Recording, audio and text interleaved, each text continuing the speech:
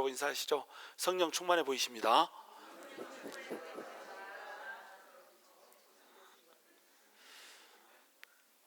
다시 한번 인사하시죠. 성령 충만한 당신의 얼굴을 보니까 살맛이 납니다.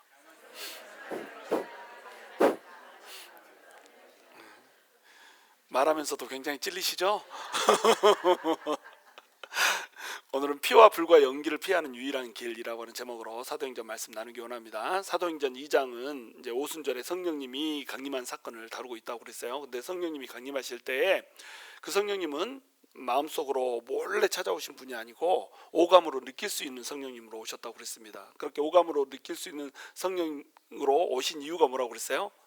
성령님이 이제 임재하시고 너희랑 함께한다라고 하는 명확한 이 표징을 보여주시기를 원하는 거예요. 그래서 예수 그리스도를 믿고 모든 사람들이 성령님 안에서 또 성령을 안에다 모시고 하나님의 자녀가 되기를 바라는 마음으로 하나님께서 표징을 나타내 주신다고 그랬습니다. 그래서 첫 번째 표징이 뭐였어요? 엄청나게 큰 바람 소리였습니다. 이 바람 소리가 너무 커가지고 사람들이 막 몰려들었단 말이에요. 근데 바람 소리가 크면은, 바람이 불었으면 어떻게 해야 되겠어요? 적어도 사람들이 머리라도 산발이 돼 있어야 될 거 아니에요. 막 풀어지고 막 이렇게 돼야 되지 않겠습니까? 근데 그런 것은 하나도 없습니다. 그냥 바람 소리만 들렸습니다.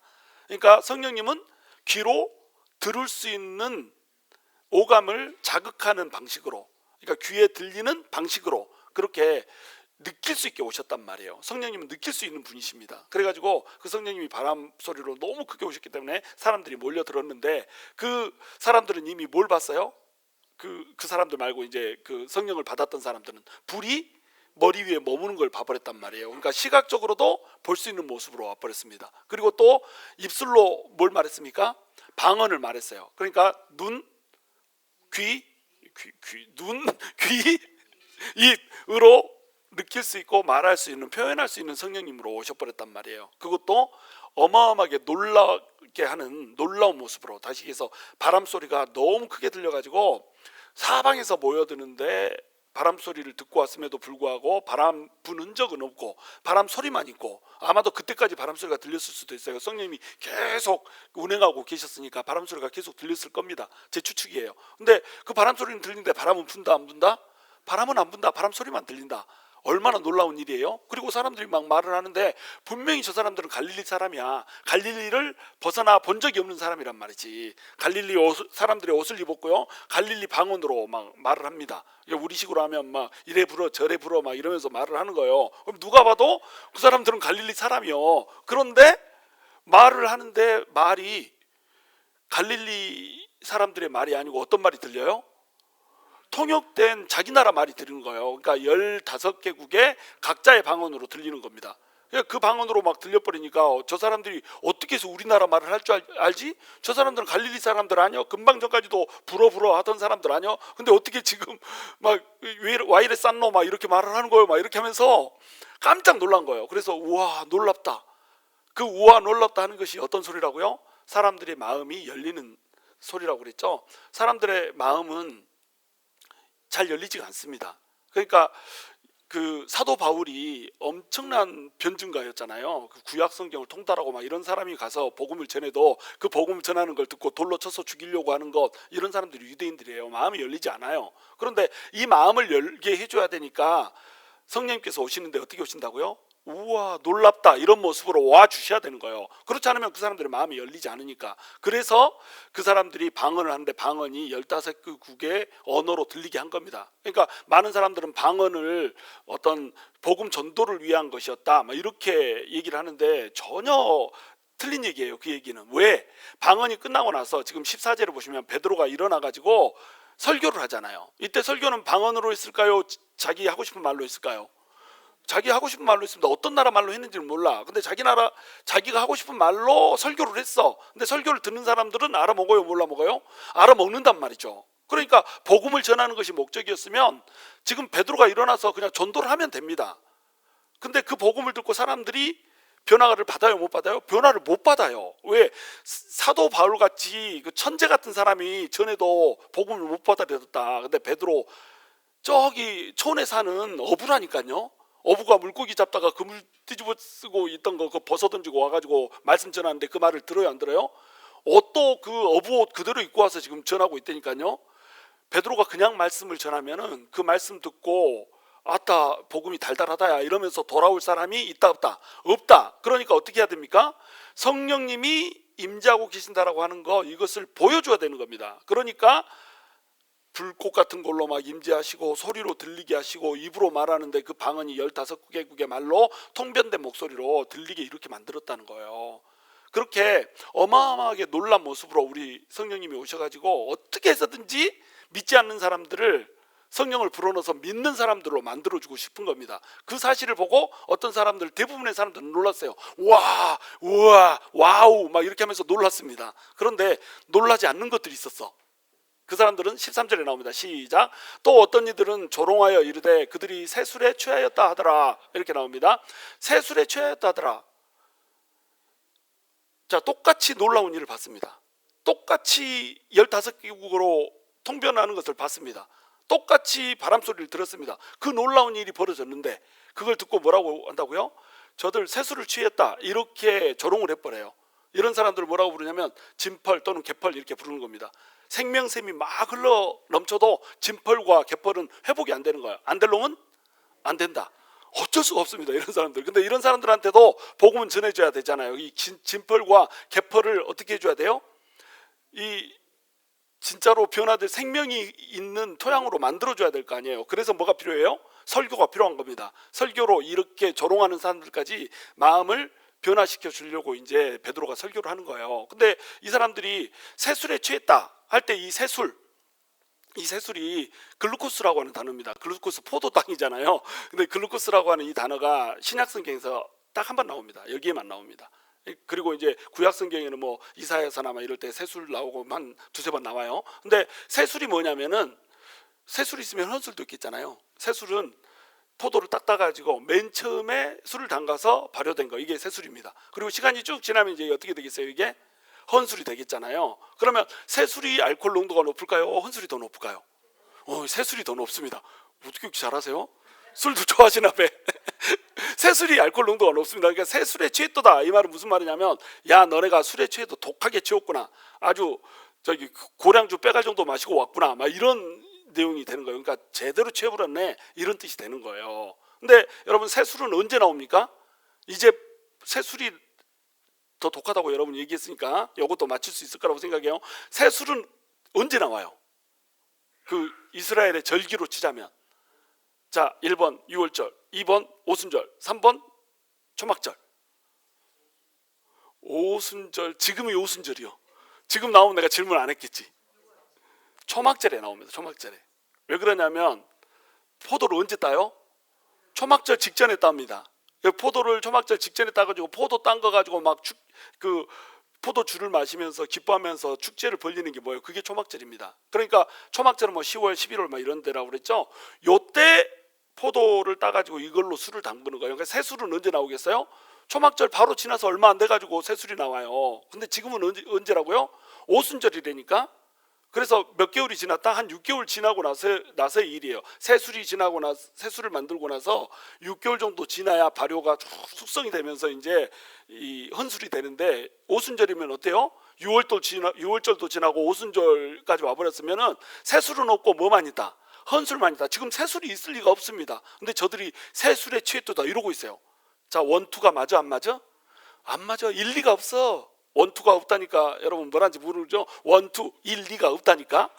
사람이 생각이 일리가 있어야 될 거 아니에요. 그죠? 일리가 있어야지. 일리가. 새술이 지금 나올 리도 없는데 새술에 취했다 이러고 있단 말이에요. 그리고 여러분 술 취하면은 외국어로 방언을 해버립니까? 그러면 여러분 직장 가기 전에 술 먹고 가면 돼. 여러분 영어 못해가지고 회의 들어갈 때마다 가슴 조마조마하죠? 직장 있으신 분들, 또 사업하시는 분들, 영어만 됐으면 내가 사업이 2배, 3배는 번창했겠다 하시는 분들 있죠? 술 먹고 방언할라 치면은 사업장 문 오픈하자마자 그냥 이렇게 양푼으로 포도주 한 병 확 들이키고 술 취해가지고 왔달달하면 막 영어가 막 나와본다. 선교 가가지고 우리 올라 꼬모이스타 이거 말고는 할 줄 아는 말이 없잖아. 무이비엔 막 이 정도 하면 왔다. 영어 너 저기 스페니쉬도 할 줄 아냐 막 이러잖아요. 불과 3마디 했는데 올라도 모르는 분은 없지 않죠? 올라 올라간다는 얘기 아닙니다. 안녕 이런 뜻이에요. 올라고 모였다 뭐 무의비에 막 이 정도밖에 우리 못하는데 선교 가가지고 우리 막 기도하잖아요. 하나님 역사해 줘. 기도할 필요 없습니다. 술 양푼으로 그냥 한 쫙 해가지고 술 딱 쥐어가지고 알딸딸하면 스페니시 막 나와버려.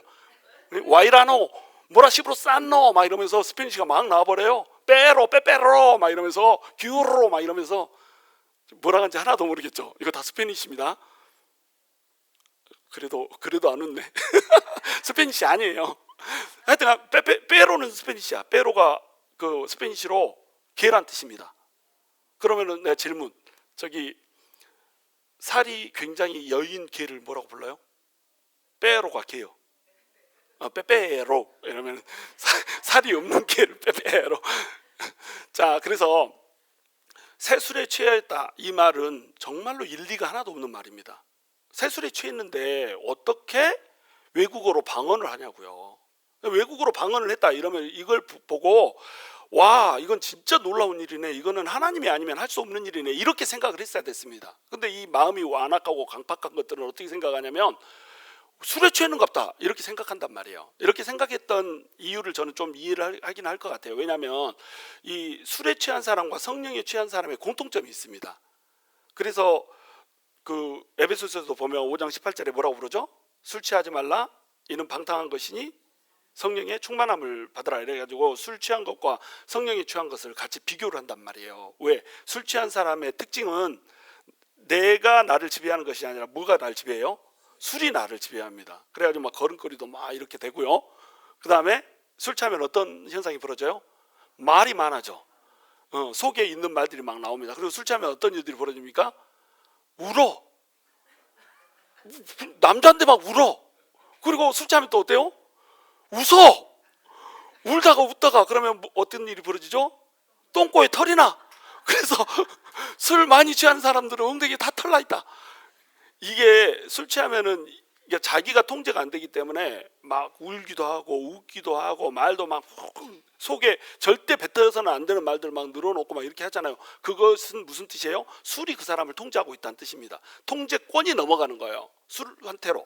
그래서 술을 마시지 말라고 하는 겁니다. 너희가 술 마시지 말라고 하는 이유가 포도주 잠언에 보시면은 뭐 이렇게 포도주는 쳐다도 보지 말라 이렇게 나오잖아요. 그렇게 나와 있는 이유가 뭐냐면 이게 술을 마시면 무슨 죄를 짓고 이런 것이기 때문에 그렇지 않아요. 술을 마신다라고 하는 것이 뭐냐면 통제권을 술한테 넘겨줘 버리게 되는 거예요. 신학적인 이유 때문에 술 마시지 말라고 하는 겁니다.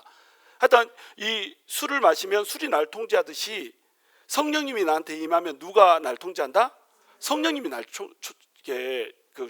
통제를 해버린단 말이에요. 성령님이 날 컨트롤을 해버립니다. 그러면은 성령님이 컨트롤하는 순간에 좀 비이상적인 현상들이 나타나게 돼 있어요. 우리 옛날에 텍사스에 어떤 그 사람이 교회를 이제 다니는데 그 사람은 하나님을 믿지 않았습니다. 근데 어떤 부흥 집회 때 이제 성령이 충만하신 뭐 그런 분이 와가지고 이제 그 집회를 하고 있단 말이에요. 그래서 뭐 그때 집회에 왔던 사람은 전부 방언을 했습니다. 그러니까 애하고 개 빼고는 전부 다 방언을 하게 됐어. 저기 교회 앞에 왔다 갔다 하는 개는 방언을 못 받았지. 근데 거기 일단 들어가고 있는 사람들은 전부 방언을 했습니다. 그러니까 엄청나게 역사가 컸던 거죠. 그래서 하도 이제 역사가 크고 은혜가 많으니까 믿지 않는 사람 하나를 이제 초대를 한 거예요. 근데 그 사람이 이렇게 이제 앉아가지고 삐딱하게 이러고 있는데 이제 그 강사님이 하필 그분한테 내려가가지고 머리에다 이제 안수를 하는 거예요. 근데 그분이 어떻게 했냐면 손을 취해버렸습니다. 나한테 이런 짓까지 하지 말라고 하는데 고 하다가 고 이렇게 돼버렸습니다. 그래가지고 그 소리가 예배 끝날 때까지 안 멈춰버렸습니다. 예배를 하고 있는데 계속 하니까 이 사람 4번 했어요. 를 안 멈춰 막 이렇게 하는 거예요. 이게 뭐였을까요? 그 사람의 방언이었습니다.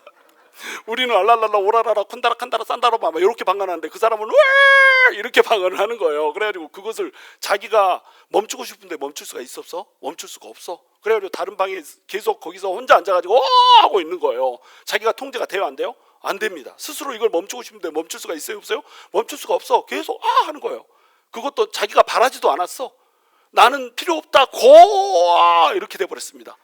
그리고는 밖에 이제 나갈 때는 멈춰야 될 거 아니에요. 예배 끝나고 캄캄한 밤이야. 금요 기도회였으니까 나가야 되는데 나가는데도 계속 붙잡고 나가는데 하고 나가는 거예요. 주변 사람들이 어때요? 큰 사고가 난 줄 알고 비명소리가 나니까 전부 이렇게 창문을 열어봤지 않겠어요? 그러면 창문을 연 사람들은 그 사람을 보고 뭐라고 생각했을까요? 성령에 취했다고 생각할까요? 술 취했다고 생각할까요? 술 취했다고 생각하는 겁니다. 저놈 저거 술 마시고, 야 교회에서 술 마시고 비명 지르고. 근데 그 사람이 차에 타고 집에까지 가는데 멈춰지지가 않았습니다. 운전을 하는데 이러고 운전하고 가고, 집에서도 또 멈춰지지가 않았어요. 밤새 내도록 방언을 계속 이렇게 방언을 한 거예요. 어마어마한 역사가 있었습니다. 그래가지고 이 사람이 그것을 경험하고 난 다음에 예수를 믿었을까요? 안 믿었을까요? 완전히 예수쟁이가 돼버렸습니다. 그 사람이 지금 부산에서 대학의 학과장으로 있습니다. 내가 그 사람 나한테 좀 잘못 보이면 가가지고 학생들한테 폭로해 볼 생각이에요 지금. 했던 그 과거를, 교수가 학과장인데 이랬던 과거가 있다는 걸 학생들이 알까? 그런 일이 있은 다음에 이 사람은 정확히 하나님이 계시는 거라고 하나님한테 미친 사람이 돼버렸습니다. 실명은 내가 얘기 안 할 거야. 방송으로 나간다. 그리고 또 아르헨티나에 저희 선교를 갔었는데, 아르헨티나 선교를 갔을 때 이제 팀을 꾸렸는데 팀이 한 10명 됐나? 아니, 성령 충만한 사람들만 갔습니다. 이게 성령의 은혜를 많이 경험한 사람, 이런 사람들만 갔는데도 아르헨티나의 영적 공격이 얼마나 심한지, 그 형제들은 괜찮은데 자매들 틈에서 싸움이 나버렸습니다. 그래가지고 그 막 머리끄댕이를 잡겠다고 이를 뿌둑뿌둑 갈고 막 이렇게 된 거예요. 성령 받아도 이럴 때가 있습니다. 막 그 자기 감정, 붉은 빨간 단추를 눌러버렸어 상대방이. 그래가지고 이쪽에서 막 과격하게 말하니까 이쪽에서도 막 이렇게 돼가지고 둘이 막 서로 이를 부두둑부두둑 가는 거예요. 내가 머리끄댕이 잡으러 갈란다 이러고 있는 찰나에 그 남편이 이제 그 아내를 데리고 저한테 온 거예요. 제가 팀장이니까 기도해달라고. 근데 내가 그때 당시 집사야, 무슨 내가 힘이 있어가지고 기도해가지고 그래서 아니 목사님도 있는데 나한테 오지 말고 목사님한테 가라 이렇게 했죠. 그랬더니 목사님한테 갔어. 가자마자 어떻게 됐을까요? 막 나한테 올 때만 해도 막 이러고 왔었거든요. 목사님한테 가더니 이렇게 돼버렸습니다. 그리고는 다 모이라고 그래가지고 이제 서로 모여서 기도회를 하는데, 한참 이제 막 방언으로 서로 기도를 했죠. 기도를 하는데 갑자기 웃기 시작하는 거예요. 막 하고 웃는 거예요, 한 사람이. 그러더니 이쪽에서 또 둘이 싸웠던 이 사람이 또 막 웃는 거예요. 서로 막 보고 쳐다보고 웃고. 남자들은 영문도 모르죠. 이것들이 이를 푸드득 가더니 서로 막 웃고 있으니까. 그러더니 또 울어. 서로 껴안고 내가 미안하다야 그러면서 엉엉 울고. 그러니까 아니요 내가 미안해 언니 그러면서 또 엉엉 울고. 뭐야 웃다가. 그래가지고 내가 옆에서 한마디 했지. 울다가 웃으면 똥꼬 털라 이렇게 한마디 했지. 그래도 멈추지 않고 또 울더니 갑자기 또 헤헤 하고 막 웃는 거예요. 이쪽에서 웃고 또 이쪽에서 웃고. 웃음을 견디지를 못해가지고 막 배꼽을 잡고. 웃긴 일이 하나도 없어. 날아가는 참새가 보인 것도 아니야. 근데 막 웃고 막 난리가 난 거예요. 그러다가 또 울고 울다가 웃고 울다가 웃고. 그래 도대체 이게 뭔 일이에요? 그랬더니 목사님 무슨 홀리 레프래. 내가 보기에는 미친 여자들이야 그냥. 그럼 나는 야 성령 받아도 나는 저렇게는 절대 하고 싶지 않다 할 정도로 그렇게 웃었어요 사람들이. 그러니까 희락을 터쳐버린 거죠. 그래서 속에서 막 분노하고 있는 이것을 터쳐가지고 그냥 기쁨으로 바꿔버린 겁니다. 그래서 서로 막 보고 웃고 부둥켜하고 울고 막 이렇게 하는데, 내가 옆에서 보기에는 어떻게 보였다? 미쳤다야.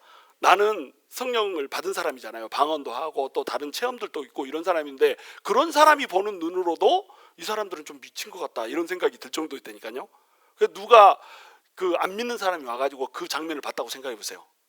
저 여자들 세술에 취했다 이렇지 않겠어요? 그러니까 세술에 취했다 이 말을 했다는 것은 뭐냐면 그들한테 이상적인 행동이 있었다는 겁니다. 저는 이 말을 근거로 외국어로 통역되지 않은 방언들도 분명히 했다라고 생각돼요. 그러니까 우리가 하는 방언 랄랄랄라 와야라카라바라 얀다라 산다라 막 이런 방언을 그들이 했고, 그들은 못 알아먹기 때문에 왜 술 취했나 왜 저런 소리를 해 이렇게 하는 반응들이 있을 수밖에 없었다. 저는 이제 이렇게 보는 겁니다. 하여튼간 똑같이 성령님께서 일하시는데 어떤 사람은 깜짝 놀라고 당황해서 야 이거 어찌 되는 일이야 와 이러고 있고, 어떤 사람들은 아이고 저것들 미쳤네 미쳐서 술 취했네 막 이렇게 조롱하고 있고. 자, 이 두 사람 다 복음을 들어야 된다 안 들어야 된다? 복음을 들어야 되는 겁니다. 그래서 베드로가 일어나 가지고 이 일에 대해서 설명을 해주는 거야. 왜 이 일이 일어나고 있는 줄 알아? 왜 이 사람들이 너희들이 놀랄 만한 그런 일들로 외국어 방언을 하고 있는 줄 알아? 왜 너희들이 지금 조롱할 정도로 이상한 현상들이 일어나고 있는 줄 알아? 이것을 내가 성경적으로 설명해 줄게. 이렇게 하고 베드로가 일어나 드러난 거예요. 그래서 14절 함께 읽습니다. 시작. 베드로가 11 사도와 함께 서서 소리를 높여 이르되 유대인들과 예루살렘에 사는 모든 사람들아 이 일을 너희로 알게 할 것이니 내 말에 귀를 기울이라. 이렇게 돼 있습니다. 내 말에 귀를 기울이라 이렇게 돼 있죠. 이 내 말이 말, 이 단어가 헬라어로 뭘로 돼 있을까요? 일부 때는 맞췄어. 내 말 뭘로 돼 있을까? 헬라어로 레마로 돼 있습니다. 레마. 그러니까 로고스하고 레마가 있는 건 아시죠? 선포된 말씀을 로고스라고 부르는 거예요. 성경에 딱 기록된 말씀, 이것을 로고스라고 하는 겁니다. 그런데 이 로고스가 사람한테 딱 마음에 부딪혀가지고 삶에 적용할 수 있는 내 말씀으로 올 때는 이걸 레마라고 하는 거예요. 그러니까 성경에 지금 내가 하고 있는 말이 그대로 뭐 기록된 건 아닌데 성령님이 나한테 오셔가지고 지금 성령님이 깨닫게 하시고 성령님이 나한테 주시는 그 말씀을 내가 너네한테 그대로 전해줄게, 이 말을 하고 있는 겁니다. 그러니까 이 내 말은 베드로의 말이에요, 아니면 성령님의 말이에요? 성령님의 말입니다. 베드로가 얘기를 하는데 이 베드로가 성령님한테 감동을 받아가지고 구약 성경이 지금 현재의 언어로, 용어로 풀어지는 거예요. 그리고 그 구약 성경이 풀어지면서 거기에 덧붙여서 내가 설교하고 있는 이 모든 내용들이 내 인간 베드로가 하는 얘기가 아니라 성령께서 너에게 주시고자 하는 레마다, 이렇게 얘기를 하고 있는 겁니다. 이 말을 너희가 귀 기울여서 들여라, 이렇게 얘기하고 있는 거예요. 그래서 그러면서 이제 베드로가 설교를 해주고 있습니다. 이게 베드로의 첫 설교예요. 나중에 베드로의 설교가 이제 두 번째로 또 나옵니다. 베드로의 첫 설교의 내용은 뭐냐면 예수입니다. 예수. 성령님이 임해서 성령의 현상이 드러났으니까 성령님에 대해서 막 설명을 할 것 같잖아요. 근데 성령에 대해서 설명한 게 아니고 예수에 대해서 설명을 했습니다. 왜냐하면 이 성령님이 지금 왜 이런 현상을 주면서 너희들이 놀랄 만하게 또는 조롱할 만하게 이 성령님이 나타나느냐, 이 이유가 뭐냐면은 예수님께서 지금 살아계시기 때문이다, 이 얘기를 해주는 거예요. 자, 성령님은 누가 주시는 거예요? 성령님 누가 주는 겁니까? 예수님이 알고 한 거예요? 찍은 거예요? 성령님은 아버지가 주는 건데 아버지가 직접 주는 게 아니라 예수님이 온 이후로는 누가 주냐면 아버지가 주신 것을 예수님이 받아가지고 예수님이 줍니다. 신약시대 예수님이 오신 이후로는 모든 것을 예수님을 통해서 이루어져요. 성령님을 주시는 것도 예수님이 받아서 주시고요, 구원도 예수님을 통해서 이루어지고요, 우리가 기도를 하면 막 이루어지는 것도 예수님의 이름을 통해서 이루어지고요, 모든 것을 예수님을 통해서입니다. 예수 없이 우리는 아무것도 할 수가 없습니다. 그 얘기를 하고 싶은 거예요. 성령님이 와서 지금 이렇게 놀라운 역사가 벌어졌지, 이 역사가 바로 뭘 얘기하냐면 예수님이 살아계신다라고 하는 것을 증명하는 거예요. 근데 예수님이 죽었다라고 하는 것은 너네가 이미 알잖아. 예수님이 죽은 것을 압니다. 왜요? 오순절 이전에 뭐가 있었어요? 오순절 이전에 불과 50일 전에 무슨 일이 있었어? 유월절이 있었잖아요. 유월절에 누가 죽었습니까? 우리 예수님이 희생양으로, 어린 양으로 죽으셨잖아요. 그러니까 그들은 유월절에 이 제사를 드리러 왔다가 예수님이 죽는 모습을 직접 봐버렸습니다. 예수님이 십자가에 분명히 못 박혀서 죽고 무덤에 장사되는 모습까지 봐버렸어요. 적어도 그때 안 온 사람들은 소문으로 다 들었습니다. 예수님이 죽었다는 사실을 아는데 성령님이 왔어. 근데 성령님은 누가 붙인다고요? 예수님이 주는 거야. 이게 베드로의 설명이에요. 예수님이 주는 건데 예수님이 성령을 준다고 한다면 예수님은 지금 살아있다, 죽어 계신다? 살아있다는 거예요. 그 예수님이 십자가에서 죽었다는 사실을 너네가 다 아는데 그 예수님이 살아났다는 겁니다. 그 예수님이 살아나가지고 하는 일이 뭐냐면 이 예수님이 너네를 위해서 죽었다라고 하는 것을 믿는 사람한테 성령을 불어넣어주는 분이라는 거예요. 그러니까 우리는 그걸 믿었고 우리는 그걸 믿었기 때문에 성령이 우리 안에 들어와서 이런 일이 나타나고 있는 거야. 그러니까 누구든지 이 성령님을 나눠주셔서 하나님의 자녀가 되게 하는 예수 그리스도, 이분을 믿어야지 구원을 받고 하나님의 자녀가 되어서 천국에 있는 그 유업을 다 누릴 수 있는 거야. 이 설명을 해주는 겁니다. 그래서 결론이 뭐냐면 그리스도가 되신 예수, 예수는 그리스도, 이게 결론이에요. 이게 복음이잖아요. 복음을 딱 두 단어로 줄여라. 그러면 복음을 두 단어로 줄여라. 뭐라고 할 수 있어요? 예수는 그리스도, 이게 복음입니다. 복음을 복잡하게 생각하지 마세요. 복음은 예수는 그리스도, 이게 복음이에요. 왜 예수는 그리스도가 복음이에요? 그리스도가 기름 부음을 받은 자란 뜻입니다. 기름 부음을 받은 세 직분이 있었어요. 누가 있었죠? 왕, 선지자, 제사장이 있었습니다. 그래서 지금까지는 세상 왕인 마귀가 우리 왕이었는데 예수를 믿으면 예수 그리스도가 왕이 된다. 마귀는 우리를 불행하게 하는데 왕이신 예수 그리스도는 우리를 행복하게 해주는, 백성들을 너무 사랑하는 왕이시다. 그분이 컨트롤하기 때문에 우리는 행복 속으로 들어갈 수 있다. 또 예수님은 제사장이다. 그래서 죄인인 우리들의 죄를 씻어주는 우리의 죄를 정결케 하는 제사를 드려서 우리의 죄를 없게 해주시고 우리를 의롭게 해서 하나님 앞에 가게 해주는 분이 바로 예수님이다. 또 예수님은 선지자다. 선지자라고 하는 것은 뭐냐? 천국으로 갈 수 있는 길을 알려주고 우리에게 어떻게 살아야 되는지 그 방향성을 제시해 주는 분이 바로 예수님이시다. 이것이 예수는 그리스도라고 하는 이 두 단어에 다 들어있는 겁니다. 그래서 복음은 뭐다? 예수는 그리스도. 이것을 베드로가 이제 얘기를 해주는 거예요. 그걸 얘기하면서 이제 본론적으로 나사렛 예수에 대해서 얘기를 하는데, 예수님이 와가지고 권능과 기사와 이적을 행했다. 자, 예수님이 행하신 권능과 기적과 이사를 봐봐라. 이게 인간이냐 하나님이냐? 하나님이지. 근데 하나님이 세상에 십자가에 못 박혀 죽으셨다. 그것도 하나님이 뜻하신 대로, 하나님이 말씀해 주신 대로, 성경에 나와 있는 대로 그렇게 예수님이 십자가에 못 박혀 죽으셨다. 그러면 하나님이 왜 십자가에 못 박혀 죽였겠냐? 너희를 구원하기 위해서 십자가에 못 박혀서 죽었지 않았겠냐? 그러려면 그냥 하나님이시니까 죽어 있으면 안 되고 살아나야 되지 않겠냐? 그래서 너희를 대표해서 죽었을 뿐만 아니라 또 살아나셨다. 그런데 그것도 어떻게 됐다? 다윗이 예언한 대로, 성경에 예언된 대로 그렇게 했다는 거예요. 그리고 우리는, 사도들은 그 부활의 증인이다. 우리가 봤다. 우리 눈으로 부활한 예수를 만났고 예수님이 40일 동안 이 땅에 있다가 올라가셨다. 이렇게 얘기하는 겁니다. 그리고 그 예수님이 승천하신 후로는, 승천하는 것도 우리가 봤는데, 승천하신 후로는 하나님의 보좌의 오른편에 앉았다. 보좌의 오른편에 앉았다는 건 뭐냐? 하나님이 되셨다. 그러니까 하나님이 되셔가지고 다시 그 원수를 완전히 짓누를 때까지는 하나님의 보좌의 우편에 앉아 있을 거라고 하는 다윗의 예언을 그대로 성취를 하고 있다. 그 예수님이 어떻게 했다? 하나님으로부터, 아버지로부터 성령을 받아가지고 우리한테 부어줬다. 지금 일어나고 있는 현상이 뭐냐? 바로 이 현상이다. 그러니까 예수 그리스도를 믿으라는 신호로 그냥 성령님이 부어진 거야. 이 얘기를 하고 있는 겁니다. 근데 이렇게 베드로가 그냥 설교를 하면은 이 사람들이 믿어요, 못 믿어요? 못 믿어요. 그러니까 어떻게 했습니까? 마음을 열어줬단 말이에요. 마음을 누가 열어줬어요? 성령님이 먼저 열어줬습니다. 뭘로 열어줬습니까? 기적으로 열어줬습니다. 바람소리, 그리고 뭘로요? 방언이 나오는데 그 방언이 외국어 방언으로 나오는 것으로 마음을 확 열어줬습니다. 마음을 열어주고 나서도 또 그 사람들이 이해를 못하고 마음이 아직 닫혀있는 사람들이 있었잖아요. 조롱하는 사람들이 있었잖아요. 이런 사람들까지 마음을 열어줘야 되잖아요. 그러니까 어떻게 해요? 이 일이 그냥 일어나는 일이 아니고 구약 속에 이미 예언된 일이야. 이렇게 하면서 서론을 펼쳐주는 거예요. 본론과 결론 들어가기 전에 오늘 본문은 이제 서론을 펼쳐주는 겁니다. 서론이 뭐냐? 이것이 그냥 일어나는 일이 아니고 성경에 예언된 일이야. 이렇게 하면서 그 사람들의 마음을 열어주는 거예요. 요엘서의 예언으로 마음벽을 허물어 주는 겁니다. 요엘서에 보면은 성령님을 모든 만민에게, 모든 육체에게 부어준다고 예언됐는데 우리가 술에 취한 것이 아니라 성령님에 취한 거야. 이렇게 얘기를 해주는 거예요. 자, 이제 본문으로 들어갑니다. 15절 시작. 때가 제3시니 너희 생각과 같이 이 사람들이 취한 것이 아니라. 자, 때가 제3시면 지금 몇 시입니까? 때가 제3시면 몇 시? 오, 소리는 안 돼도 저기 속으로 전부 다 9시 막 이렇게 하고 있어요. 9시입니다.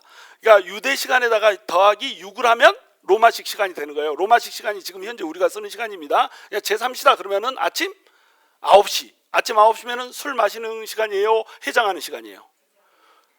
다들 마셔봤구만. 9시면은 해장하는 시간입니다. 해장하는 시간. 술을 마시는 시간이 아니고 우리도, 심지어 우리도 9시에 술 마시고 있는 사람은 없다. 그 전날 뻗게 마시고 개되게 마시고 다음날 아침 9시가 되면 아이고 속이여 이렇게 하면서 뭘 찾아요? 해장국이나 먹으러 가자. 해장하는 시간이란 말이죠. 근데 유대인들한테는 이 3시라고 하는 것이 그런 의미를 넘어섭니다. 유대인들한테는 기도하는 시간이 3번 있었습니다. 언제? 제3시, 제6시, 제9시. 그러니까 저기 오전 9시, 그 다음에 12시, 오후 3시 이러면은 그 사람들은 기도를 해야 돼요. 무조건. 성전에 가서 기도하기 전에 술을 마신다. 율법대로 사는 사람들한테 이게 가능해요? 안 가능해요? 가능하지가 않습니다. 근데 제3시인데 새술에 취했다 이러고 얘기하고 있으니까 원투가 있어 없어? 원투가 없는 거, 일리가 없는 거예요. 그러니까 우리가 마음이 열리지 않고 완악한 사람들은요, 가만히 봐보세요. 일리가 없습니다. 이성적으로 생각할 수 있는 이 생각이 마비가 됐어. 우리가 예수를 믿는 것을 사실은 사람들이 보면서 저 사람들은 이성적으로 생각할 수 있는 능력이 마비됐다 막 이렇게 얘기하잖아요. 근데 그렇지 않아요. 예수를 믿지 못한 사람들이 이성적으로 생각이 마비되어 있습니다. 예수님이 와서 이 행한 일들을 봐보세요. 그게 하나님이지 인간인가? 근데 예수님이 와서 피 흘려서 죽으셨잖아. 그럼 그게 하나님인가 인간이지. 인간이면서 하나님이라고 하는 게 너무 명약관하게 드러나잖아요. 예수님이 죽었다라고 하는 거 역사 기록상에 있습니다. 예수님이 십자가에서 못 박혀 죽었다라고 하는 거 복음서가 가장 역사적인 신뢰성이 없지만 복음서 위에도 그런 얘기가 나와요. 근데 그렇게 예수님이 죽었는데 예수님이 또 부활했다고 부활을 목격한 사람들이 예수님이 부활했기 때문에 그것을 증거하다 죽었어. 그러면은 여러분 거짓말을 위해서 증거하다가 사람이 죽겠어요? 야고보, 이 사도 바울 전부 다 예수님을 반대하던 사람이었고 예수님을 믿지 않던 사람이었는데 갑자기 예수님이 부활한 걸 만나고 나서는 나 예수님 위해서 죽겠다 이러고 죽었거든요. 논리적으로 그게 일리가 있는 사람이라면 원투가 있는 사람이라면 그거를 그렇게 생각하겠어요? 머리가 좀만 돌아가면 예수님은 죽었다 부활했다 그냥 받아들일 수 있는 거예요. 근데 그것을 왜 못 받아들여요? 마음이 완악하니까 원투가 무너졌다. 일리가 없어.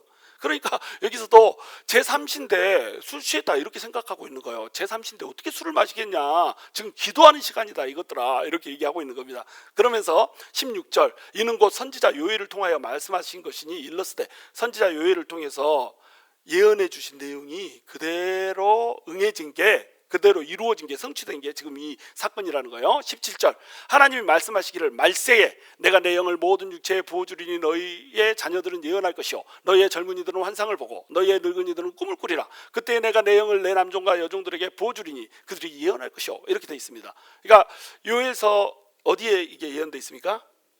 2장에 예언되어 있습니다. 2장 28절부터 쭉 밑으로 예언된 것을 지금 베드로가 그대로 인용을 하고 있는 거예요. 그런데 말세가 되면 어떻게 해주겠다고요? 내 영을 부어주겠다. 내 영은 뭡니까? 하나님의 영, 성령님을 부어주겠다는 거예요. 그래서 성령님을 부어주면은 자녀들은 예언할 것이고 젊은이들은 환상을 보고 그 다음에 너희의 늙은이들은 꿈을 꾸리라. 이 말이 늙은 사람들만 꿈꾼다는 얘기가 아닙니다. 애들도 꿈꿉니다. 하나님이 보여주신 꿈 꿔요. 그리고 자녀들은 예언할 것이요 이러니까 자녀들만 예언하는 게 아닙니다. 그러니까 이것은 그냥 쪼개놨을 뿐이고 너네 자녀들이나 젊은이들이나 늙은이들이나 남종이나 여종이나 할 것 없이 전부 다 환상을 보고 꿈을 꾸고 예언하게 될 거라고 하는 거 이것을 얘기하고 있는 거예요. 성령이 부어주면 너희가 환상 보고 꿈꾸고 예언할 것이다 이 얘기를 하고 있는 겁니다. 그리고 이 일이 실제로 벌어졌어요 안 벌어졌어요? 지금 실제로 벌어졌잖아요. 이 120 문도들이 막 얘기를 하는데 그 말이 방언이었다. 방언이었는데 어떤 나라? 15개국의 나라의 방언으로 말을 하고 있다. 근데 말의 내용이 뭐예요? 하나님 나라의 큰 비밀을 말하고 있는도다. 이렇게 얘기하잖아요. 하나님 나라의 큰 비밀을 말하도다. 무슨 말이에요? 예언했다는 얘기입니다. 하나님의 말씀을 방언을 했는데 방언이 이제 통변이 되면서 어떻게 돼버렸냐면 하나님 나라의 비밀이 알려져 버렸다는 거예요. 우리도 방언을 하잖아요. 이 방언이 통변이 돼버리잖아요. 그럼 이건 예언이 돼버립니다. 그러니까 누구든지 지금 방언을 하고 있다 그러면은 하나님의 나라의 일을 말하고 있다 이렇게 생각하면 돼요. 모든 사람들한테 성령을 부어주고 모든 사람들 성령을 받기를 사모하는 모든 사람들은 방언을 할 수 있습니다. 방언은 특별히 개인의 이 덕을 세우는 은사라서 그냥 하고자 사모하면 할 수 있습니다. 지금 방언 못 하시는 분 이 말을 듣고 나도 방언하고 싶은데 딱 사모하는 마음만 갖고 오잖아요. 오늘 당장 방언할 수 있습니다. 실패가 없습니다. 무슨 얘기인지 내가 받기 싫어 이런 거는 이제 할 수 없어. 근데 나는 그 말 듣고 보니까 나도 받고 싶어 하는 사람은 방언을 한다니까요. 근데 여기에 통변하는 사람이 방언을 통역해버리면 어떻게 돼요? 그럼 예언이 돼버립니다. 자, 그렇게 해서 해주겠다 이렇게 얘기했는데 여기 보시면은 조금 틀리게 인용을 한 부분이 있습니다. 그게 어디냐면 말세라고 하는 단어입니다. 원래 요엘 2장에서는 말세라고 하는 단어가 쓰이지 않았어요. 뭐라고 쓰였을까요? 이거 맞추면 오늘 밥 2그릇. 응? 마지막 날에? 마지막 날에나 말세나 똑같은데 그 후에라고 돼 있습니다. 그 후에. 그날에 라고 안 돼 있고 그 후에로 돼 있습니다. 성경에 따라 다를 수도 있겠네요. 근데 개역 개정에 보면 그 후에 그러면 그 후면은 그가 나와야 돼 있잖아요. 그게 뭔 사건인데 이게 나오겠잖아요. 그러면 이제 2장 28절에 이 말씀이고 2장 23절로 올라가면 어떤 말씀이 나오냐면 이른 비와 늦은 비를 옛날처럼 내려주겠다. 그러니까 이스라엘 백성들이 패역하게 살았어. 그러니까 이른 비와 늦은 비가 멈춰버렸어. 그래서 이 사람들이 이제 불행하게 살고 있단 말이에요. 그러면서 회복을 약속하면서 이른 비와 늦은 비를 내가 제때에 맞게 내려줄게, 이런 약속을 주는 장면입니다. 그러면 이른비와 늦은비 내려준다고 했으니까 이걸로 충분하거든요. 근데 그 앞에 보면은 어떤 장면이 나오냐면, 어떤 말씀이 나오냐면, 이른비를 적당하게 내려주며 이른비와 늦은비를 예전처럼 내려주겠다, 이렇게 돼 있습니다. 그러니까 이른비를 2번 말했단 말이에요. 이른비를 적당하게 내려준다, 이 단어를 베드로가 성령님의 조명하에 해석해가지고 지금 말세로 바꾼 겁니다. 그 후에를. 그러니까 왜 이렇게 되냐면, 이른비를 적당하게, 이 말이 히브리어로 얘기하자면 이른비가 모레예요. 그리고 적당하게가 체데크라고 하는 단어를 썼습니다. 그러니까 하 모레 리 추다카, 이렇게 돼 있습니다. 이게 어렵죠? 이걸 여러분이 외울 필요는 없고요. 뭘 외워야 되냐면, 모레라고 하는 단어와 체데크라고 하는 단어를 알아야 됩니다. 모레라고 하는 단어가 이른비라는 뜻이 있습니다. 첫 번째 뜻이에요. 두 번째 뜻은 어떤 뜻이 있냐면 선생님이란 뜻이 있습니다. 체데크는 여러분이 적당하게라고 하는 단어보다 여러분이 알고 있는 단어죠. 이 체데크는 내가 하도 말을 많이 해가지고. 체데크가 뭐예요? 체데크가 뭐예요? 이걸 모르면 내가 가슴이 아파. 체데크는 의란 뜻입니다. 의.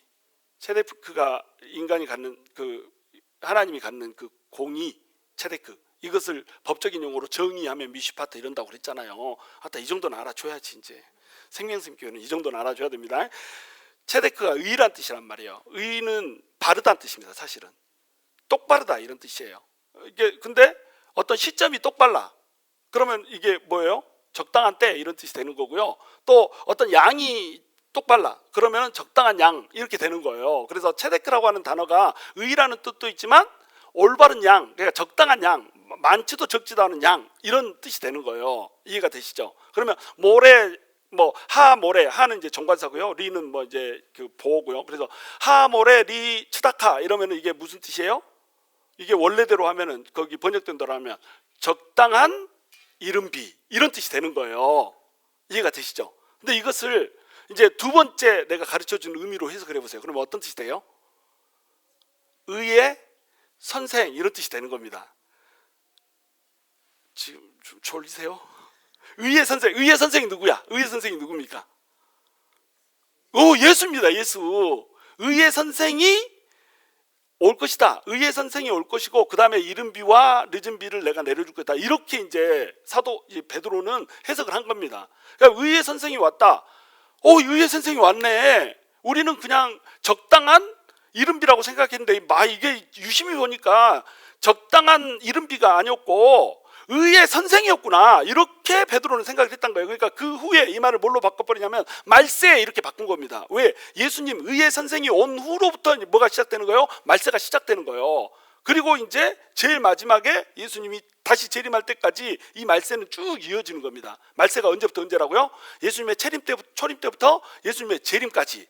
요엘서에 나온 이 이른비, 적당한 이른비라고 하는 하모레 리츠다카라고 하는 이 단어를 베드로는 어떻게 받아들이냐면 의의 선생이 오신 후로 받아들이는 거예요. 그러니까 예수님이 오셨잖아요. 의의 선생이 오셨잖아. 이 후로부터는 이제 말세라는 거예요.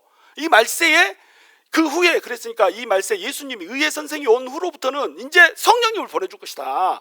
의의 선생은 지상에서 사역을 하다가 올라가 버렸어. 이제 그 올라가신 의의 선생님께서 이 땅에 의를 이루려고 막 이제 천상 사역을 한단 말이에요. 그러면 천상 사역을 주도하는 건 누구냐? 바로 그 의의 선생이 받아서 보내주시는 성령님이 천상 사역을 하는 거다. 이 지상에서는 성령님이 일한다. 그것이 의의 선생의 천상 사역이다. 이렇게 해석을 한 겁니다.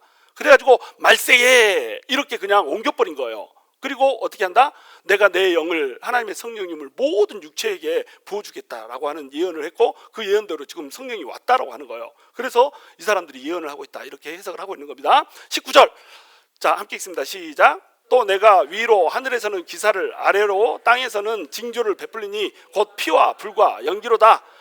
자, 이 사건은 이제 어떤 사건이냐면 말세가 어떻게 된다고 그랬어요? 마지막 때가 예수님의 초림에서부터 예수님의 재림 때까지라고 그랬죠. 그러면 초림 때 의의 선생이 왔으니까 성령님이 지금 왔어요. 오순절에. 그러면 이 성령님은 이제 이때만 옵니까? 아니면 쭉 예수님이 재림할 때까지 옵니까? 예수님이 재림할 때까지 쭉 오는 거예요. 계속 오는 겁니다. 계속 임재하시는 겁니다. 예수를 믿는 모든 사람들한테 성령님이 멈춰진 게 아니고 계속 부어집니다. 그래서 이 시대를 어떻게 부른다고요? 성령 시대 이렇게 부른다고요. 그래서 성령님이 우리한테 왔으니까 성령을 가진 사람들이 이제 교회가 돼가지고 이 시대를 어떤 시대라고 부른다? 교회 시대 이렇게 부른다는 거예요. 성령 시대면서 동시에 성령님이 주도하는 시대니까 그들이 이룬 성령님이 주도하는 성도들이 모여서 만든 그 교회 시대라는 거예요. 그러면 교회 시대가 이제 쭉 이어져서 끝나고 나면 뭐가 와요? 예수님이 재림의 왕으로 오시는 겁니다. 그래서 또 내가 위로, 지금 19절부터는 이제 재림 때의 얘기를 하는 거예요. 또 내가 위로, 하늘에서는 기사를 아래로, 땅에서는 징조를 베풀리니 곧 피와 불과 연기로다. 지금 이제 예수님이 오시기 직전에 벌어지는 일이 있습니다. 뭐예요? 피와 불과 연기입니다. 피와 불과 연기는 뭐예요? 피가 흐른다, 사람들이 많이 죽는다, 이런 뜻입니다. 불과 연기다, 이 말은 뭐예요? 심판이 왔다, 이런 뜻입니다. 자, 그 창세기의 노아의 홍수 때에 심판은 뭘로 왔습니까? 물로 왔죠. 물로 심판하시고 나서 하나님께서 후회하사 뭐라고 얘기하십니까? 내가 이 땅에 다시는 물로 심판을 하지 않으리라. 근데 나중에 심판해요, 안 해요? 심판하십니다. 그러면은 다시는 심판하지 않으리라, 여기에 초점이 있는 게 아니고 어디에 초점이 있어요? 물로라고 얘기했습니다. 물로는 심판 않는데 뭘로는 심판한다는 거예요? 불로 심판한다는 겁니다. 그러니까 요한계시록에 보면 이제 심판의 얘기가 많이 나오고, 마태복음에도 심판의 얘기가 많이 나오고, 막 심판의 때에 있을 일들을 얘기하잖아요. 이것을 심판을 딱 한 단어로 줄여라. 그럼 뭐예요? 불입니다. 불 심판입니다.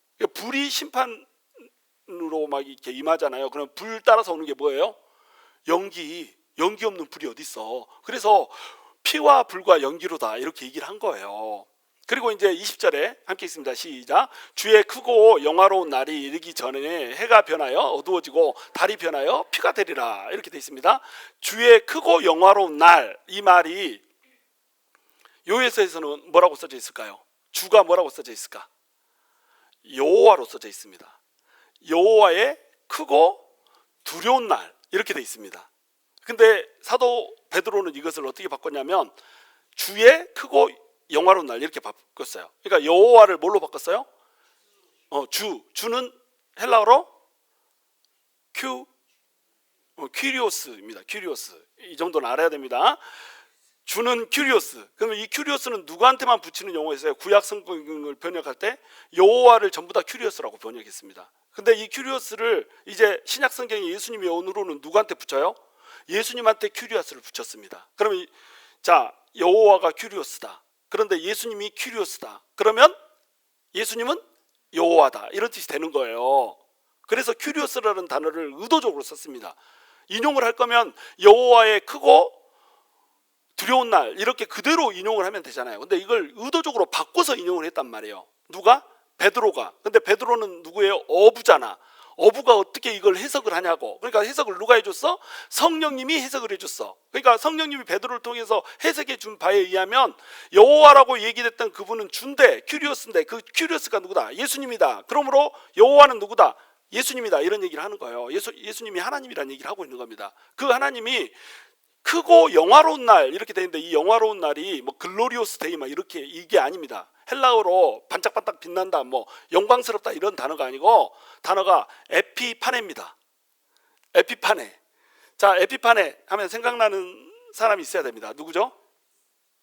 에피파네 하면 생각나야 되는 사람이 있는데, 안티오쿠스 에피파네스 안시요. 어디 안시인지는 모르는데 그 사람이 안시입니다. 근데 안티오쿠스라고 하는 사람이 자기가 황제인데 내가 하나님이다 이렇게 주장하고 싶었어요. 그래서 자기 칭호를 뭐라고 붙였어요? 에피파네스 이렇게 붙였습니다. 에피파네스의 뜻은 신의 현현, 이런 뜻입니다.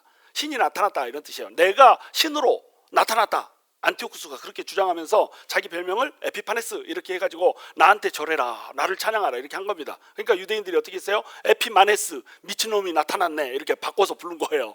이해가 되시죠? 근데 여기서 이제 주의 크고 두려운 날을 뭘로 바꿔버렸다고요? 에피파네로 바꿔버렸다니까요. 그러니까 에피파네로 바꾼 이유는 뭘까요?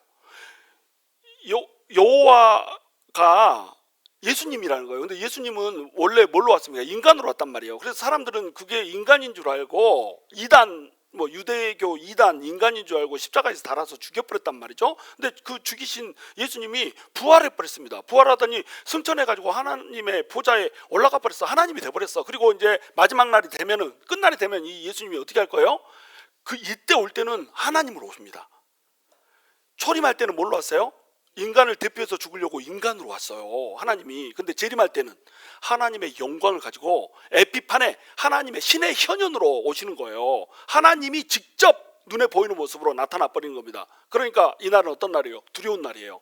두려운 날인데 이 두려운 날 하나님이 오는 게 아니고 예수님이 온다라고 하는 것을 강조하기 위해서 이 단어를 뭘로 바꿨다고요? 에피파네로 바꿨다고요. 이것을 우리 성경으로 옮길 때 영화로운 날 이렇게 바꿔놓은 겁니다. 근데 원래 뜻대로 하자면 뭐예요? 예수님이 하나님이 되셔가지고 그 하나님이라고 하는 영광을 가지고 그 예수님이 너네는 인간인 줄 알고 잡아 죽였는데 그분이 와가지고 이제 일일이 심판할 거야. 뭐 이렇게 얘기를 하고 있는 겁니다. 자, 그래서 주의 크고 영화로운 날이 이르기 전에 해가 변하여 어두워지고 달이 변하여 피가 되리라. 이건 요한계시록에 이제 그대로 나오잖아요. 요한계시록에 보시면은 요한계시록 6장에 7개의 인 중에서 6개의 인이 풀어집니다. 그렇죠? 6개의 인이 풀어지면서 사람들이 막 죽고 난리가 나요. 4분의 1이 막 다 죽어버립니다. 그렇죠? 요한계시록은 안 읽어보셨습니까? 요한계시록이 6개의 인이 풀어져요. 인이 풀어지면서 4분의 1이 죽어버리고 이런단 말이에요. 그러니까 사람들이 전부 다 도망갑니다. 뭐 왕이고 고관 대작이고 할 것 없이 도망갔는데 어디로 도망가냐? 굴로 막 그 바위 틈으로 막 도망갑니다. 그래가지고 뭐라고 기도하냐면 산들이여 바위여 나한테 무너져 버려라. 나한테 무너져가지고 저 어린 양의 심판을 내가 받지 않도록 나를 좀 가려주라. 이렇게 얘기합니다. 산사태가 나게 해달라고 기도를 합니다. 무슨 얼마나 이 하나님의 재앙이 엄중한지 알겠죠. 너무 재앙이 엄중하니까 너무 무서우니까 굴로 숨어가지고 산사태가 일어나가지고 우리를 차라리 가려버렸으면 좋겠다. 너무 무섭다. 이 어린 양의 심판으로부터 나는 좀 가려져가지고 숨었으면 좋겠다. 막 이렇게 하는데 숨을 수가 있어요, 없어요? 무소부재의 하나님이다. 숨을 수가 없다. 그래서 이 요한계시록 6장 제일 마지막에 보면 어떤 말이 나오냐면 주의 두려운 날, 주의 큰 날, 주의 두려운 날이 임하여 이르렀으니 누가 능히 서리오 이렇게 돼 있습니다. 설 사람이 있어 없어? 주님 앞에 설 사람이 없어요. 전부 다 무릎 꿇어야 됩니다. 전부 다 죽어야 됩니다. 그런데 요한복음 7장으로 딱 넘어가면서 설 수 있는 사람들을 소개를 합니다. 딱 7장으로 넘어가면 세상에 네 귀퉁이에 천사들이 서 있어요. 천사들이 서 있고 이제 막 바람을 막 불기 일보 직전입니다. 심판의 바람을 불기 일보 직전인데 이걸 홀드하게 만듭니다. 7번째 인을 든 천사가 딱 나타나가지고 잠깐 바람 불지 마. 지금 심판하지 마. 지금 재앙 내리지 마. 이제부터 재앙 끝. 스탑. 이렇게 합니다. 왜 스탑이야? 내가 구원해야 될 사람들이 있어. 그 사람들 이마에 내가 인을 치겠어. 딱 이래가지고 사람들 머리에다 인을 칩니다.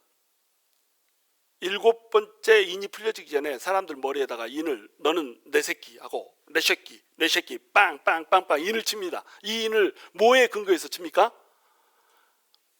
뭐에 근거해서? 예수님의 그 어린 양의 피로 죄를 씻은 것을 근거로 해서 합니다. 그래서 이때 사람들이 몇 명이 등장하죠? 14만 4천 명이 등장을 하는 거예요. 이 14만 4천 명은 14만 4천 명이 아닙니다. 예수를 믿는 모든 사람들을 숫자로 표현한 게 14만 4천이에요. 그래서 사람들 전부 다 흰 옷 입고 있잖아요. 왜 흰 옷 입고 있어요? 예수 그리스도의 피로. 원래는 시커멓고 더러운 옷이었어. 죄로 인해서 얼룩지고 더러운 옷이고 뭐 피로 인해서 자기 흘린 피로 인해서 막 피 떡이 돼 있는 이런 옷이었어. 근데 어린 양의 피로 씻어버렸어. 그러니까 하얗게 돼버린 겁니다. 그러니까 어린 양의 피로 옷을 하얗게 입은 자들, 이들한테 내가 인을 쳐야 되기 때문에 이 맞박에다가 딱 내 새끼라고 박아야 되기 때문에 심판 멈춰 이렇게 한 겁니다. 그리고 8장으로 넘어가면은 이제 7번째 인이 봉인이 풀면서 7 나팔의 재앙이 임하는 거예요. 그러면서 이 7 인이 풀면서 이 인구의 3분의 1이 다 죽어버립니다. 그리고 7 나팔 풀리고 7 대접 풀리고 막 이러면서 이제 뭐 거의 다 죽어 나자빠지는 거 알죠? 그때 누구는 살아요? 누구는 살아? 옷을 어린 양의 피로 빤 하얀 옷을 입은 것들은 산다니까요. 여러분 지금 저기 알록달록하게 다 옷 입고 왔고 나도 까만 옷 입고 왔는데 우리 영적으로 보면 우리가 지금 무슨 옷을 입고 있어요? 하얀 옷 입고 있다니까. 그 하얀 옷 입은 14만 4천이 누구예요? 우리라니까. 우리. 그들은 산다는 거예요. 근데 그들을 살게 하려고 딱 도장을 찍어놨는데 그 도장이 뭐예요? 그게 성령이 되는 겁니다. 성령으로 내가 도장을 찍어요. 이놈은 성령 받은 놈 빵 이렇게 찍는다는 겁니다. 아무나 찍는 게 아니야. 누구만 찍어요? 예수 그리스도로 옷을 빨아가지고 하얀 옷을, 영적으로 하얀 세마포를 입은 자들, 예복을 입은 자들, 이들만 돌아다니면서 성령으로 빵빵빵빵 도장 찍어 놓는다는 겁니다. 그러면은 이제 바람이 불어가지고 심판의 바람이 불 때 도장이 찍힌 자들은 살아 죽어 산다는 거예요. 전부 다 죽는데 도장이 찍힌 자들은 산다. 그래서 21절 함께 있습니다. 시작. 누구든지 주의 이름을 부르는 자는 구원을 받으리라 하였는지라. 요에서 예언된 채로 된 것처럼 성령을 부음받은 사람들, 이 사람들은 산다는 거예요. 누구든지 주의 이름을 부르는 자는 구원을 받으리라 했으니까 금요일 날 나가서 그 주여 삼창하면 되겠네, 주여 막 이렇게 삼창하면 산다는 얘기 아닙니다. 주의 이름을 부르는 자는 산다, 이 말은 무슨 뜻이냐면 예수 그리스도가 하나님이신데 그 하나님이 나를 위해서 죽어주시기 위해서 인간이 돼서 이 땅에 오셨고 그 인간의 모습대로 나를 대표해서 십자가에서 내 저주를 짊어지고 죽으셨다가 그 무덤에 묻혀 있을 수가 없어서 예언대로 성경대로 부활하셔가지고 나도 부활해 줄 수 있게 만드셨다라고 하는 것을 믿는 거. 그래서 예수 그리스도의 피로 내 죄가 전부 씻겨졌고 내 죄가 예수 그리스도로 씻겨졌기 때문에 나는 하얀 예복을 입었고 하얀 예복을 입은 대가로 성령님이 나한테 와서 내 머리에다가 도장을 콱 찍어버렸고 내 마음에다 도장을 콱 찍어버렸고 그렇기 때문에 나는 성령님에 의해서 하나님의 자녀가 됐기 때문에 무조건 심판을 받지 않고 살게 된다. 이 얘기가 지금 주의 이름을 부르는 자는 구원을 받으리라 이 얘기인 거예요. 근데 이 구원은 어떤 구원이냐? 죽고 천국 간다는 구원을 뿐만 아니라 또 어떤 구원이라는 거예요? 이 땅에서 살고 있는 모든 것들에 대한 구원이라는 거예요. 어쩔 때요? 주의 이름을 부를 때 예수님이 내 안에서 진짜 내 주님이라고 하는 것을 인정하고 내가 내 육신의 정욕에 따라서 내 사르크스의 입각에서 살아가는 것이 아니라 예수님의 주시는 성령님의 취해서 살아갈 때, 성령님께서 나를 온전히 인도하게 성령님께서 나를 내어드리면서 살아갈 때에 누구든지 주의 이름을 부르는 자는 뭘 얻으리라? 구원을 얻으리라. 예수 그리스도 이것을 가능하게 하는 게 뭐예요? 예수 그리스도의 이름입니다. 예수 그리스도의 이름으로 우리가 예수님한테 울부짖을 때에 성령님이 임하시고요. 이 성령님이 임하셔서 우리를 위해서 하는 게 뭐라는 거예요? 우리에게 주는 게 구원이라는 거예요. 이 구원이 영혼 육의 구원이고요. 현재, 과거, 미래의 구원이고요. 그 다음에 죽어서 천국 가는 구원일 뿐만 아니라 현재 우리한테 임하는 구원이라는 거예요. 이거 하라고 성령님이 오셨다는 겁니다. 성령님이 오셔서 우리한테 나타내신 이유, 정확히 어떤 현상들로 볼 수 있는 가시적인 느낌들로 성령님이 알 수 있게 해주신 이유, 이게 뭐냐면 이렇게 해서 믿고 주의 이름을 부르는 자가 되라는 거예요. 그래서 성령님이 나타나게 오신 겁니다. 이것이 오순절에만 그렇게 된 것이 아니고 지금 현재도 일어나고 있다는 거예요. 제가 초반에 예를 들려드렸죠. 그 예를 제가 왜 들려드렸겠어요? 그 일이 지금도 이 땅 가운데 우리 가운데 펼쳐지고 있다는 것을 얘기해 주려고 한 겁니다. 나 예수 안 믿어, 나한테는 이딴 거 하지 말라고 했는데 해버렸잖아요. 밤새 내도록. 이거 딱 경험하고 나서 그 사람 어떻게 됐다고요? 예수한테 미친 사람 돼버렸다니까요. 왜요? 정확히 성령님이 일하고 계신다라고 하는 것을 보여줘 버렸습니다. 성령님이 일하고 계신다는 걸 봤을 때 성령님을 주시는 예수님은 진짜로 부활해서 천상에 살아계시구나, 이것을 믿게 된 거예요. 믿으니까 어떻게 돼요? 그 사람의 인생이 바뀌어지잖아요. 그리고 또 얘기했잖아요. 그 예화로 들어드렸지 않습니까? 그 자매들 막 금방 10분 전까지 이를 푸득푸득 하면서 머리털 다 쥐어뜯을 거야 막 이렇게 하면서 왔습니다. 진짜로. 남편이 끌고 왔는데 어떻게 하냐면 입술이 보라색이야. 그래가지고 손을 부르르 떨고 있어. 진짜로 손을 피지컬리 떨었습니다. 내가 꼭 오늘은 내가 사당 결판을 읽까 막 이러면서 근데 기도하는데 불과 한 5분 지났는데 웃음이 터져버리더라니까. 막 자기들끼리 웃고 막 이러더니 부둥켜 안고, 야 내가 너를 보고 왜 그랬을까, 내가 제일 사랑하는데 단짝인데 막 이러고 앉아있더라는 거예요. 금방 전까지 죽이겠다더니. 이건 누가 하는 거예요? 성령님이 하는 거라는 겁니다. 이것을 딱 경험하면서 옆에 있는 사람들이 만약에 봤다면 술 취했다고 이렇게 얘기하겠지만 그들은 그걸 경험하면서 어떻게 생각해요? 아, 성령님이 나한테 임하면은 나에게 희락이 오는구나. 나한테 분노가 임하고 이를 부르르 떨고 이것은 악한 영이 나를 사로잡은 거였구나. 이것을 깨닫게 된다는 말이에요. 이걸 깨달으면 그들은 어떻게 됩니까? 이제 나는 성령님한테 붙들린 삶을 살아야 되겠구나. 그렇게 하면서 성령님 쪽으로 걸어오게 된단 말이에요. 이걸 하려고 성령님은 우리가 느낄 수 있게 온다라고 하는 겁니다. 그 성령님이 여러분 체험이 되어져야 돼요. 우리한테도 체험이 되어져야 되고, 그것이 체험되어질 때 우리는 보다 더 정확하게 구체적으로 우리 하나님이 어떤 분이시고 예수님이 어떤 분이신지를 알게 됩니다. 그리고 우리가 그런 것들을 체험하고 그것이 우리를 통해서 퍼져나갈 때에 도무지 예수를 믿지 못했던 사람들이 예수를 믿게 되는 거예요. 여러분, 우리의 목적은 뭡니까? 우리가 이 땅에 살아가는 목적은 뭐예요? 우리끼리 믿으려고 하면 이런 일 안 나타나도 됩니다. 우리 안에 성령님 계시고, 이미 우리 하얀 옷으로 갈아입었고, 이미 머리에다가 인차 불었고, 이미 가슴에다 인차 불었고, 우리끼리 있으려면 괜찮아. 그렇죠? 그렇지 않아요? 그래도 필요한가요? 그래도 필요한데, 여러분, 복음을 전하려고 하면, 전도를 하려고 하면, 믿지 않는 사람들을 하나님을 믿게 만들려고 하면 뭐가 나타나야 돼요? 성령님의 일하심이 나타나야 됩니다. 이거 안 나타나면요, 우리 전도 못합니다. 여러분, 어떻게 전도할 거예요? 이미 복음 다 들었습니다. 마트 앞에 가가지고 예수 믿으세요 이러면서 커피 딱 주고, 뭐 예수 믿으세요, 화장지 이쁘게 만들어서 주고, 화장지 딱 쓰고 이 전도지는 쓰레기통에다 바로 버려버립니다. 커피 마시고, 아유 난 커피 싫어하는데 네네, 다시 마실래? 내가 마시지. 마시고 전도지는 버려버립니다. 시대가 이렇게 됐어요. 이미 다 들었습니다. 복음을 이미 들었어. 이거 어떻게 전도할 거예요, 이 사람들? 어떻게 이 사람들 예수 믿게 만들 거예요? 성령님의 나타나심이 아니고는요, 이들 예수한테로 돌릴 수가 없습니다. 그거 사모하십시오, 여러분. 성령님의 나타나심이 내 삶 속에, 내 인생에 펼쳐지기를 사모하십시오. 목사만 나타나는 거 아닙니다. 성도들이 나타나야 됩니다. 성도들이 살아있는 간증이 있어야 됩니다. 성도들이 예수 그리스도의 흔적, 성령님의 일하신 흔적이 자기 삶에, 자기 심장에, 자기 육체에 새겨져 있어야 됩니다. 그래야지 믿지 않는 사람들을 전도할 수 있습니다. 우리가 지금 그 시대를 살고 있다는 것을 여러분 잊지 마시기 바랍니다. 저와 여러분이 정말로 성령의 나타나심으로 인해서 피와 불의 연기를 피하는 유일한 길, 예수 그리스도를 완벽하게 믿을 뿐만 아니라 이 길을 다른 사람들에게 제시하는 성도요, 교회가 될 수 있게 되기를 주님의 이름으로 축원합니다.